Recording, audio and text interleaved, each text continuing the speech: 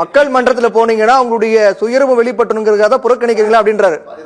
2026 சொல்லுங்க சார். 10 மாதம் தான் இருக்குதுன்றதுனால தான் நாங்க தேர்தல் என்னமோ திமுக எல்லா தேர்தலும் சந்திச்சு எல்லாத்தையும் வெற்றி பெற்ற மாதிரி அவர் சகோதரர் கரூர் மத்திய அரசு எதிர்க்க மாட்டேங்க அப்படிங்கிறாங்க. 2026 பொது தேர்தல் போது பாப்போம்.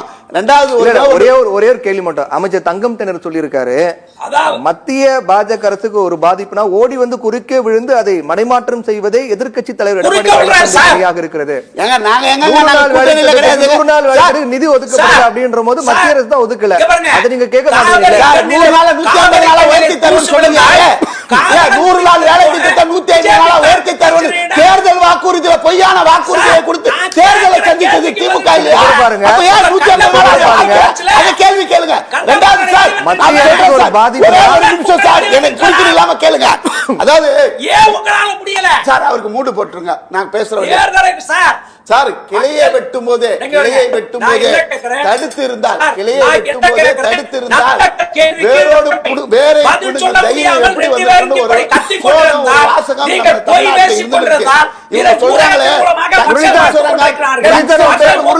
மூட்டை போட்டுருங்க சார். ஒரு நிமிஷம் என்ன பேச விடுங்க சார். கடைசி நேரம் அதாவது டங்ஸ்டன் சுரங்கம் பேசும்போது சொன்னாரு அவங்க வந்துட்டு இது பண்றாங்களே.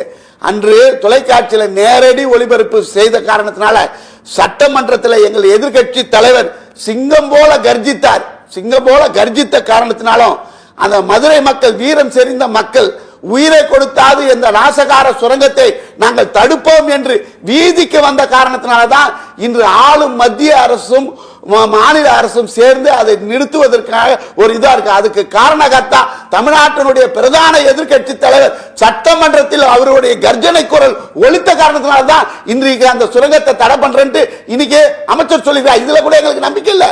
மத்திய அரசு கிட்ட இருந்து முறைப்படி அதை ரத்து செய்தோம் என்ற பேப்பர்ல அது சான்றிதழா வரணும்.